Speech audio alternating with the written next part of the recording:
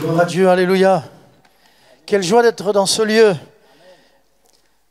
pour partager cette bonne parole, le bon vieux livre. Alors qu'il était mourant, un homme de lettres anglais, celui qui a écrit Quentin Durvar, celui qui a écrit Ivanhoé, il dit à son fils, va me chercher le livre. Il avait une bibliothèque, les murs complets, les étagères remplies de bouquins, et son gamin lui dit, quel livre papa? Et là, dans un sursaut, un dernier sursaut, il avait encore assez de force pour lui dire, comment, quel livre? Il n'y a qu'un livre. Va me chercher la Bible. Et il est mort en écoutant son fils lui lire la parole de Dieu. C'est une belle mort, ça. C'est une belle mort. Mais en même temps, on ne va pas parler de mort, on va parler de la vie. Ce livre que j'ai là, et j'espère qu'on t'a offert une Bible, c'est le plus beau des cadeaux, contient la vie et la vie éternelle. Alléluia. Alors pour le prédicateur, ouvrir ce livre, c'est ouvrir la vie. Le prédicateur ne vient pas vous expliquer, l'évangéliste en tout cas, il n'explique rien du tout. Il vient, il prend cette semence de vie et il la jette, et c'est ce que je vais faire. Et celui qui a soif, celui qui ouvre son cœur, la semence va venir. Waouh! Il va y avoir des miracles merveilleux, magnifiques, magnifiques.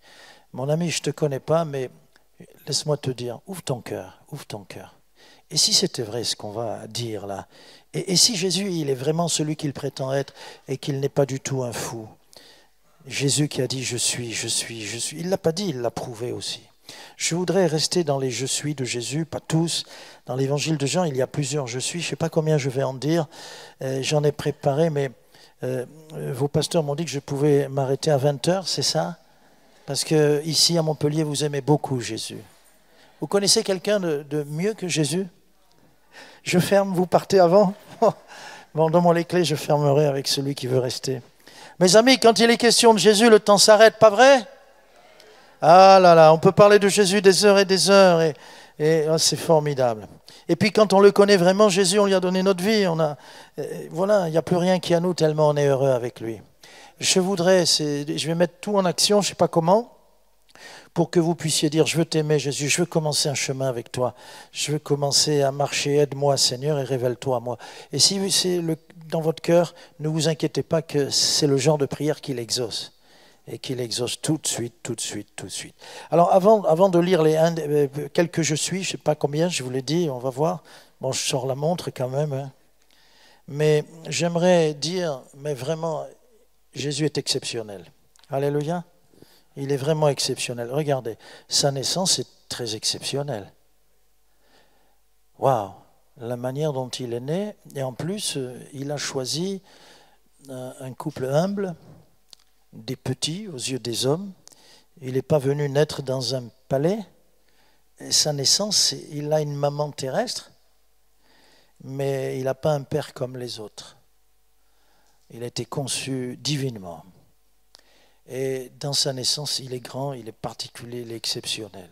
Mais la bêtise de notre part, c'est qu'on s'arrête là. Mais dites-moi, il n'a pas eu une vie exceptionnelle?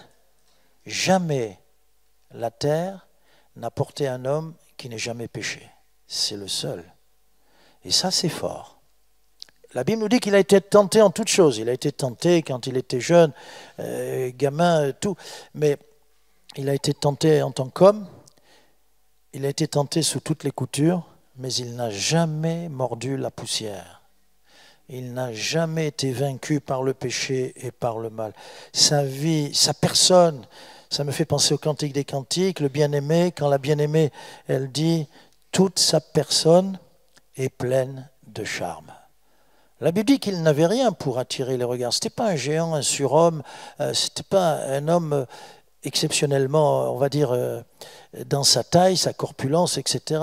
Exceptionnel. Non, non, il n'avait rien pour attirer les regards, mais il avait tout pour attirer les cœurs. Alléluia. Et sa vie est vraiment exceptionnelle.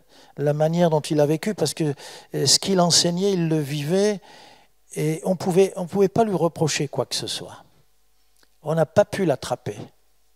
Et puis, il est exceptionnel, on oublie aussi dans ses enseignements. Ah, quand Jésus parle, tout s'arrête. Quand Jésus parle, les gens sont là, ils oublient l'heure qui tourne, Et le temps passe, cette foule est là, et il buvait ses paroles. Tout à coup, on s'aperçoit que c'est le soir, il n'y a pas à manger, tout est fermé. Le casino de l'époque est fermé. Je ne sais pas s'il y avait casino. Qu'est-ce que vous avez ici les casinos, mais que vous avez quoi Vous avez Carrefour ici? Oh, vous êtes civilisés, c'est bien. Hein. Je ne sais pas, hein, moi j'arrive de Paris, alors quand j'arrive dans un endroit, je ne sais pas s'ils sont... Bon, voilà. Tout est fermé parce que les gens ont tout oublié. Et mes amis, quand vraiment on est en présence du Seigneur, on a l'impression d'entrer dans une portion d'éternité, comme si on pouvait couper l'éternité. On ne peut pas la couper, mais c'est extraordinaire. On se régale.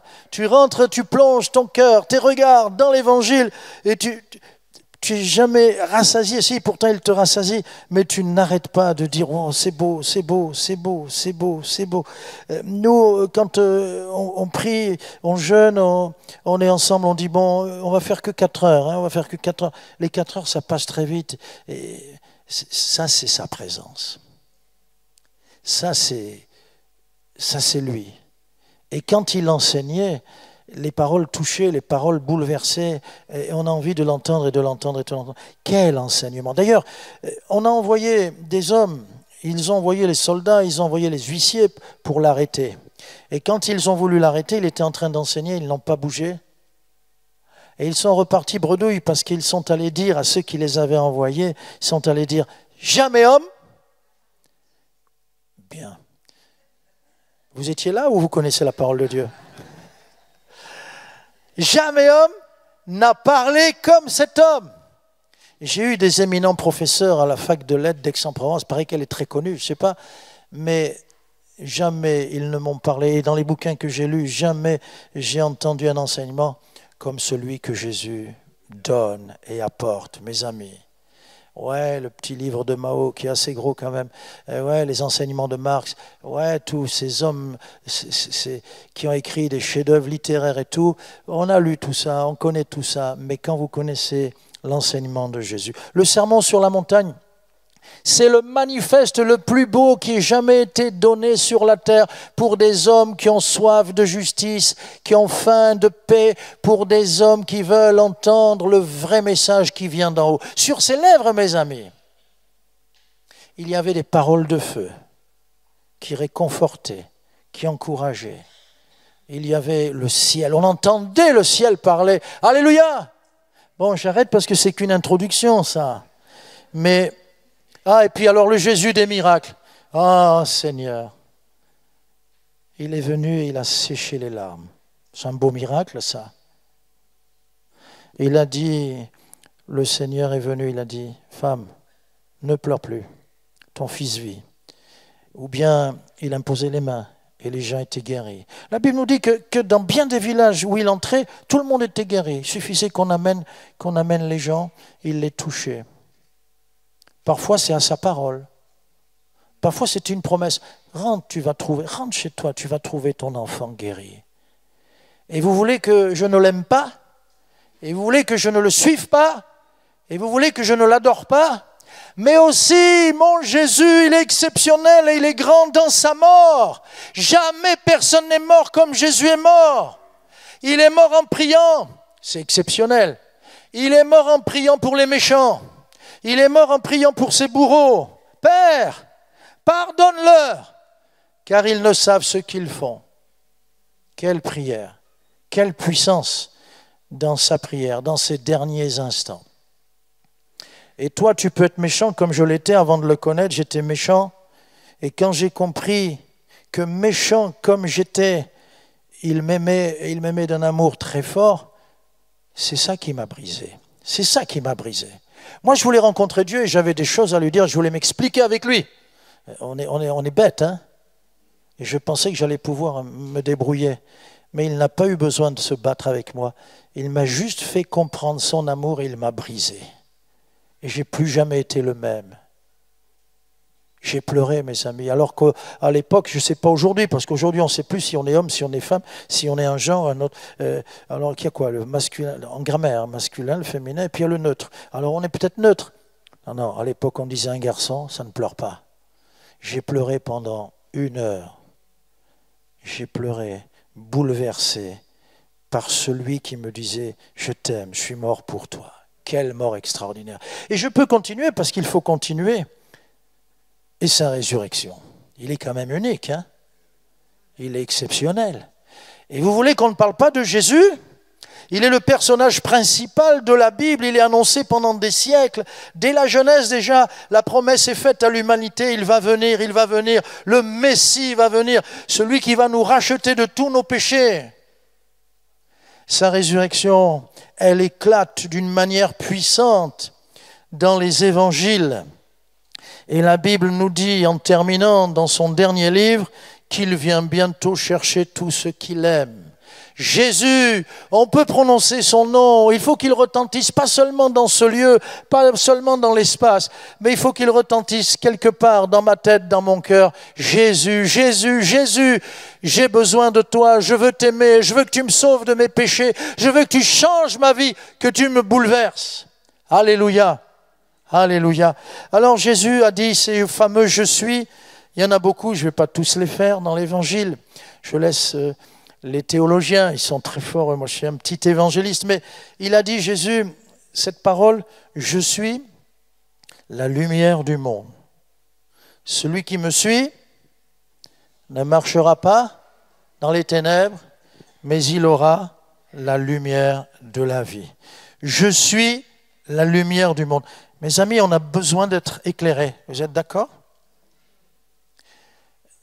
Dans votre couloir, à la maison, la chambre, de la chambre à la salle de bain, dans la journée, on fait ça, 1 seconde et demie, 2 secondes. Mais quand arrive le soir ou en pleine nuit, si on n'allume pas, on met du temps. Hein. Et puis on entend, poum, pam, aïe. Pas vrai? Pas vrai? Moi, je vous fais courir d'une chaise là-bas à une autre chaise là-bas. Vous mettez combien là? 3 secondes. Allez, bon, peut-être même 5. Puis après, on vous bande les yeux, on vous fait tourner un peu sur vous-même et on vous dit, vas-y. On est ridicule, hein? La Bible dit que nous sommes des aveugles. Les meilleurs d'entre nous marchent à tâtons. Des aveugles qui conduisent d'autres aveugles. Et ça, c'est vrai. Même nos dirigeants qui croient tout savoir. Je parlais avec un ministre et lui, il était sincère. Il dit, on ne sait pas, on cherche, on tâtonne, on sent qu'on est arrivé au bout et qu'après on ne sait pas trop, ou même pas du tout. On ne sait pas, on ne sait pas. Même s'ils ont un autre discours devant les médias pour nous rassurer, mais on ne sait pas. Il y a un voile sur nos cœurs. Alors quand Jésus dit « Je suis la lumière », c'est parce qu'il veut nous éclairer. Amen. Et il a raison. Viens Seigneur, viens m'éclairer de la lumière que tu es. Et il nous éclaire pour deux raisons. J'ai besoin d'être éclairé sur moi-même, on se connaît si mal, et j'ai besoin qu'il m'éclaire le ciel. Je ne connais pas le ciel, je ne connais pas le Seigneur. Un jour, je demandais à quelqu'un s'il connaissait le Seigneur, s'il croyait en Dieu, s'il connaissait le Seigneur. Il dit, bien sûr que je le connais, diable. Je me demandais à ce moment-là qui connaissait le plus. Mes amis, on a besoin, quand Jésus dit « Je suis la lumière », il vient éclairer notre cœur. Il vient éclairer des choses qu'on avait oubliées, des choses qui tout à coup remontent à la surface. C'est le travail qu'il fait quand on ouvre la parole de Dieu. Je me souviens de cette fille en fac. En fac, j'amenais toujours ma Bible. Et il y avait mes bouquins, mes cahiers, tout ça en amphithéâtre. Et la Bible toujours au-dessus, alléluia. Puis machinalement, j'avais beaucoup de copains, copines. Elle était ce jour-là à côté de moi. Elle prend comme ça, elle regarde. C'était ma Bible. Elle ouvre. Elle a dû lire quelque chose. Et elle a refermé. Elle a eu peur. N'aie pas peur de la lumière. Jésus éclaire pour nous montrer ce qui ne va pas. Jésus éclaire pour nous dire la vérité. Jésus nous éclaire pour qu'on sache qui on est vraiment nous-mêmes. Je suis un paumé. Les jeunes, ils disent, tu marches à côté de tes pompes. Je suis un gars qui marche à côté de ses pompes. J'ai tout faux. Et Jésus m'éclaire pour que je ne sois pas fier et que j'ai honte. Mais pas seulement pas pour m'amener à la déprime ou au remords. Non, pour qu'au contraire, je dis, Seigneur, j'ai besoin que tu me changes. Je veux que tu pardonnes mes péchés. Je ne peux plus continuer comme ça. Et là, tu commences à être vrai parce que c'est la lumière d'en haut qui t'éclaire. Jésus a dit, je suis la lumière du monde, pour chacun d'entre nous. Et quand il était sur terre, mais là il y a son esprit, ça revient au même. Quand il était sur terre, quand il posait ses yeux sur quelqu'un, n'est-ce pas? Il avait un regard qui transperçait. La carapace, tout ce qu'on veut, ce qui était le plus épais, Jésus pénétrait pour montrer à l'homme son péché et sa folie. Et il y a tous ceux qui venaient à lui, il n'avait pas besoin de leur parler, ni de les regarder. Cette femme, un jour, elle est venue et directement, personne ne lui a rien dit. Elle est allée se jeter aux pieds de Jésus et elle pleurait, et elle pleurait, et elle pleurait sur sa misère et sur sa folie. Elle était convaincue de son péché. Oh, moi, je veux que tu laisses la lumière du Seigneur aller dans les moindres recoins de ton cœur et que tu te mettes à pleurer de repentance. C'est là que tu commences la vraie vie. C'est là que commence ton chemin. Et puis, quand Jésus a dit « Je suis la lumière », c'est parce que par la lumière, il nous donne la vie. Je m'explique. J'aime pas, moi, cette période et encore moins l'hiver. Mais il va y avoir une période dans 6 mois qu'on appelle le printemps. Waouh! Moi, j'aime le printemps. Et au printemps, je me suis dit, je croyais que la vie revient au printemps. Et je pensais que c'était parce que la chaleur arrive et les premières chaleurs, on m'a dit non. Non. Non, non. La nature se met à renaître, à reprendre la vie, parce que c'est la lumière. Et à partir du printemps, il y aura de plus en plus de lumière. Vous voyez que maintenant, il fait nuit très tôt. Mais dans 6 mois, j'attends les 6 mois qui arrivent, parce qu'il y aura de plus en plus de lumière. C'est-à-dire la vie va repartir. Et toi qui souhaites, qui veux ce nouveau départ, quand la lumière arrive dans ton cœur, alors commence la vie, la vraie vie, la vie d'en haut, la vie même sur terre. Combien nous ont dit, nous les pasteurs, combien nous ont dit, mais j'ai l'impression de... C'est différent maintenant. Waouh, je ne suis plus le même. Ou bien, mon mari, il a pris le baptême, mais je regarde par ici, il est où votre baptistère? Il est par là, il est où? Ah, ben il est là. Oh, il est caché, hein. C'est plus le même. Ah, on a beaucoup d'expériences à vous raconter, mais la lumière, c'est un nouveau printemps, une naissance, une renaissance, une vie nouvelle va continuer. Je voudrais aussi penser à cette parole de Jésus quand il dit « Je suis le chemin ». La vérité et la vie. Je suis le chemin, nul ne vient au Père que par moi. Il parle des voleurs qui essayent d'arriver par derrière, par au-dessus, par les fenêtres.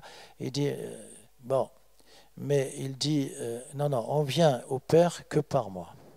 Je suis le chemin.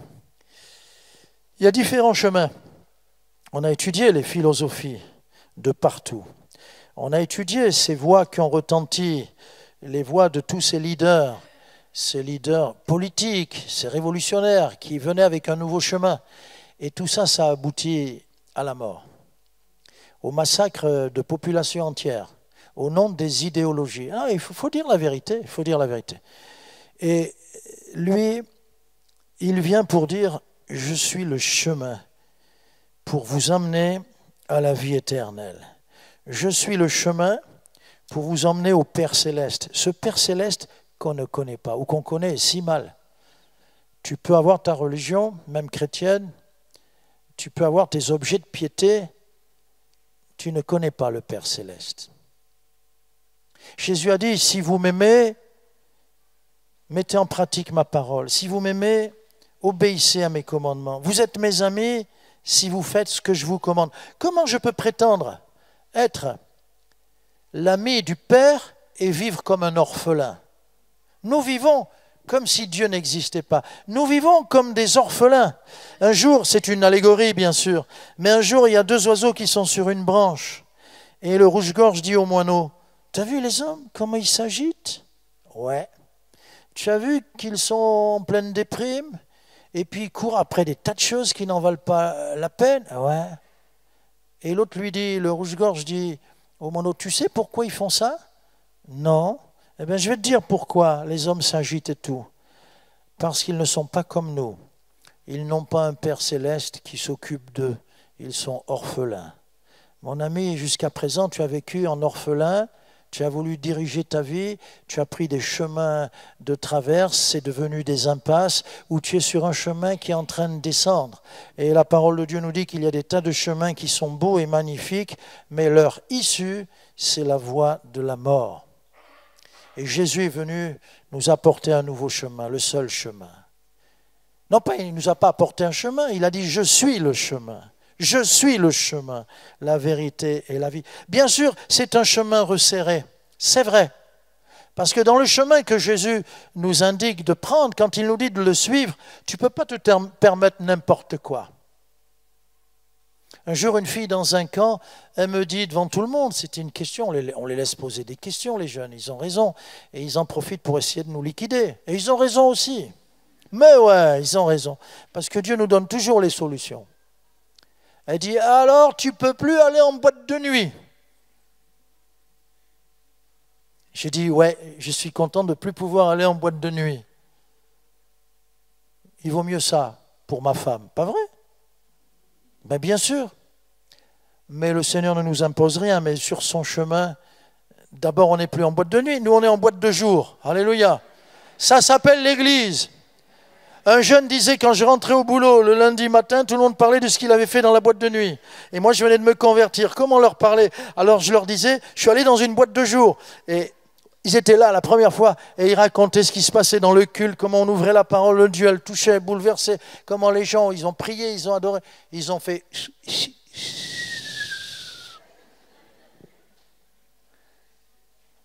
Mes amis, le chemin est resserré avec Jésus. Et alors, je préfère. Le chemin est étroit. Et alors, j'ai connu des périodes où, quand vous avez le couvre-feu, on vous interdit de sortir. Eh bien, il vaut mieux qu'on m'interdise de sortir. S'attirer de partout dehors. Tu n'as pas le droit de sortir. Merci papa, merci maman. Je préfère. Alléluia. Alléluia.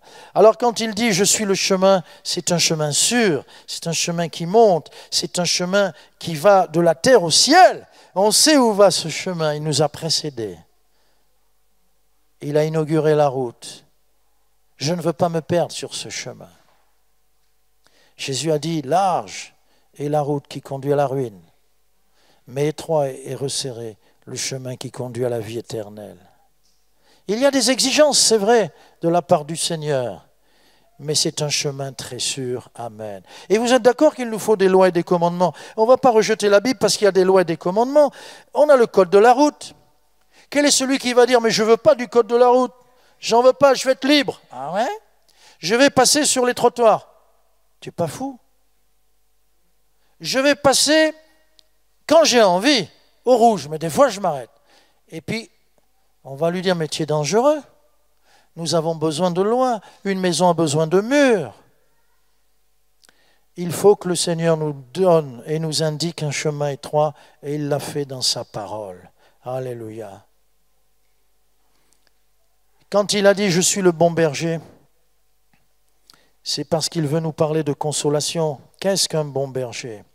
Un berger aime sa brebis. Amen. Un berger aime sa brebis. Il est question de protection. Il va chercher sa brebis quand elle a glissé, qu'elle est au fond du ravin ou d'un précipice, et elle est blessée. Elle ne sait pas remonter, mais pourtant elle souffre. Il descend et il vient nous chercher dans nos misères et dans notre folie. Mes amis, la Bible dit qu'il est descendu. Et il est allé jusqu'au plus profond de notre misère. C'était la prière d'un vieux prophète qui disait « Oh, oh, si tu déchirais les cieux et si tu descendais ». Jésus l'a fait comme le bon berger. Pourquoi le bon berger? Il y a de très mauvais bergers qui nous égarent, qui nous emmènent là où il ne faut pas, où on va les boire à des sources ou à des rivières polluées. Ils nous conduisent pour notre mal, pour notre perte. J'ai vu les photos quand à Nuremberg, ce berger trompeur était en train d'exhorter ces jeunes gens, ces jeunes Allemands, ces jeunes nazis, Son nom, c'était le Führer. Il leur parlait, ils étaient, quand vous voyez les photos, ils sont tous là. Comment il savait les subjuguer, les envoûter, disons les termes, les manipuler pour les emmener à la guerre, pour assouvir ses propres désirs de conquête. Et Hitler les a tous amenés au chaos, à la destruction, à la mort. Mais Jésus, c'est le berger, comme il le dit, je suis le bon berger donne sa vie pour ses brebis. Il donne sa vie. Quand on a eu à la fac, on les appelait les camarades et ils nous appelaient frères. Ah ouais, ça chauffait. Bon, nous, ils savaient. Mais quand ils nous parlaient il y en a un, il était marxiste-léniniste, trotskiste de France. J'ai même du mal à le dire, marxiste-léniniste, trotskiste de... Bon, il y avait tout ça. On leur disait, vos leaders ont fait la révolution avec le sang des autres. Mais notre leader à nous, le bon berger, il a fait la révolution, il a tout transformé dans notre vie sans verser une seule goutte d'un innocent, d'un seul homme. Il a donné son propre sang. Ça, c'est la vraie révolution, mes amis. C'est trop facile d'envoyer des gens de la chair à canon se faire laminer, se faire tirer dessus. Jésus a donné sa propre vie. Et sa révolution, elle tient encore. Amen. Ça fait des siècles qu'on dit ça va passer, ça passe pas. Quand j'ai donné ma vie à Jésus, les copains ont dit ça va lui passer. Il y en a même un qui a dit on prépare le champagne, il a dû le mettre au frigo, on va le sabler. À mon avis, s'il a gardé le même frigo, le champagne est toujours dans le frigo. Et son champagne attendra et attendra. Et le champagne ira en enfer avec lui. C'est terrible ça. Ah mes amis, ça c'est le vrai berger qui nous aime, qui nous porte sur ses épaules, qui nous console. Il nous console, c'est ce qu'il fait avec la brebis. Il nous protège. Que fait un berger? Il protège les brebis. Jésus, c'est le bon berger exceptionnel. Il nous protège des loups, des renards, de tous ces prédateurs. Écoutez bien, il nous protège, le bon berger, de la colère du Père. Le Père est en colère après les hommes. Dieu qui est amour est aussi le juste juge. Et Dieu ne va pas fermer les yeux en disant « Bon, c'est bon, allez, ok, tout va bien, je suis amour, allez, on y va. » Ce chant « Nous irons tous au paradis », c'est faux. Non. Mais Jésus nous a protégés de la colère du Père. Pourquoi? Parce que le berger a dit, il s'est interposé, il s'est mis entre la brebis et le courroux céleste, et il a pris notre place. Et le châtiment qui devait tomber sur nous est tombé sur lui pour nous donner la paix. La colère de Dieu. Oui, la mort de Jésus, c'est une affaire entre le Père et le Fils. C'est tout. Et dans sa justice, Dieu est obligé de frapper. L'homme est coupable. Et Dieu cherche, il n'y a aucun ange. Un seul est trouvé digne, le Fils de l'homme. Et Dieu frappe son Fils pour le pardon de tous nos péchés. Amen. C'est beau, c'est beau. Et je termine rapidement. Il a dit, je suis la porte des brebis. Ah, que c'est magnifique. Des portes, il y en a de toutes sortes, n'est-ce pas? Il y a des portes condamnées, il y a des portes interdites, il y a des portes privées, il y a des portes dérobées, il y a toutes sortes. Il y a la porte de prison. Celle-là, elle ne s'ouvre pas. Hein? Il y a toutes sortes de portes. Et ce qui est exceptionnel, quand Jésus dit « je suis la porte », il prend un élément familier. Tout le monde sait ce que c'est qu'une porte. Tout le monde a franchi une porte. Tout le monde... il y a la porte du frigo. On est en France, c'est important, hein, on est en France. Quand je rentre de certains pays, je dis « je vais rentrer ». Je vais direct vers la porte du frigo. C'est important une porte. C'est important. Mais savez-vous, quand Jésus dit « je suis la porte », tout le monde peut comprendre parce que c'est un des éléments ou l'élément le plus familier de la maison. C'est facile à comprendre. Mais la porte, quand il dit « je suis la porte », il a deux côtés comme toutes les portes. Votre porte d'entrée. Pourquoi on dit porte d'entrée? On devrait dire la porte de sortie. Mais quand on dit porte de sortie, pourquoi on dit porte de sortie? C'est la porte d'entrée. Une porte, elle aura toujours deux côtés, sinon ça n'est plus une porte. Mais c'est merveilleux quand il dit « je suis la porte ». Jésus, il a deux côtés. Côté terre, côté ciel. Côté extérieur, côté intérieur. Côté extérieur, c'est le Fils de l'homme. Il a souffert, il a été trahi, il a pleuré, il a eu soif, il a eu faim. Comment? Dieu n'a ni faim ni soif. C'est vrai, mais il est le Fils de l'homme, il est humain, il est comme toi et moi, il s'identifie à nous. Et ça me plaît. Il sait quand je souffre et il comprend parce qu'il a souffert, comme tu souffres. Il comprend tout ça. Mais en même temps, il est plus qu'un homme. Le côté intérieur, il est du ciel. Il fait partie de la personne divine. Il est d'en haut. Waouh! Il est exceptionnel, mon Jésus. Je voudrais qu'il devienne ton Jésus. Et cette porte qu'il est, elle est ouverte devant toi cet après-midi pour que tu puisses passer. Il ne faut pas rester devant une porte. D'abord, tu dois entrer et puis tu peux gêner les autres, les empêchant de passer. Tu dois entrer maintenant. Je pourrais continuer, il y a encore d'autres je suis, et on pourrait parler de Jésus et parler de Jésus. Mais je vais arrêter là parce que maintenant le temps est venu pour que tu choisisses Jésus. Amen. On parlait de chemin tout à l'heure, ou on parle de porte maintenant. Un jour, Dieu dit dans l'Ancien Testament, j'ai mis devant toi la vie et la mort. Choisis la vie pour que tu vives. Dieu ne te forcera jamais. Dans notre cœur à nous, aussi, il y a une porte. Il n'y a pas de clenche à l'extérieur. C'est pour ça que Jésus dit, voici, je me tiens à la porte de ton cœur et je frappe. Il ne peut pas rentrer. Mais il te dit, si tu entends ma voix, ouvre, j'entrerai. Et il y aura un festin magnifique. Le Seigneur veut te rencontrer. L'évangile, c'est l'évangile de la rencontre. Cette parole qui est là et que l'on enseigne, c'est le Créateur qui veut rencontrer sa créature. Alléluia. C'est le Sauveur qui veut rencontrer celui qui est perdu. C'est ce Jésus magnifique, extraordinaire, et nous, les humains, qui devrions rougir de ce que nous sommes. Nous sommes sales, il est si propre, il est si beau. C'est celui qui veut nous faire entrer au ciel, nous sauver. Le salut, c'est un terme, on ne comprend pas ce qu'il y a derrière, c'est tellement géant ce qu'il y a derrière. Ce n'est pas seulement le pardon de mes péchés, ce n'est pas seulement Jésus qui vient m'aider à mieux vivre, c'est plus que ça, et c'est complet, et c'est infiniment plus que tout ça. Veux-tu accepter Jésus? Qu'il devienne ton sauveur, qu'il te fasse pleurer sur ta folie, et après te donner la force de te lever et commencer un nouveau chemin. Je me souviens de ces camps, parce qu'il y en a eu plusieurs, où à l'époque on n'avait pas les téléphones cellulaires comme aujourd'hui.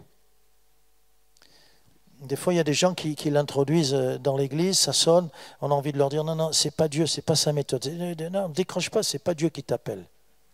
Ici on sait que Dieu nous appelle de plusieurs façons, par la parole prêchée, par le chant, dans la prière, mais pas par le téléphone. Ce n'est pas sa manière de faire.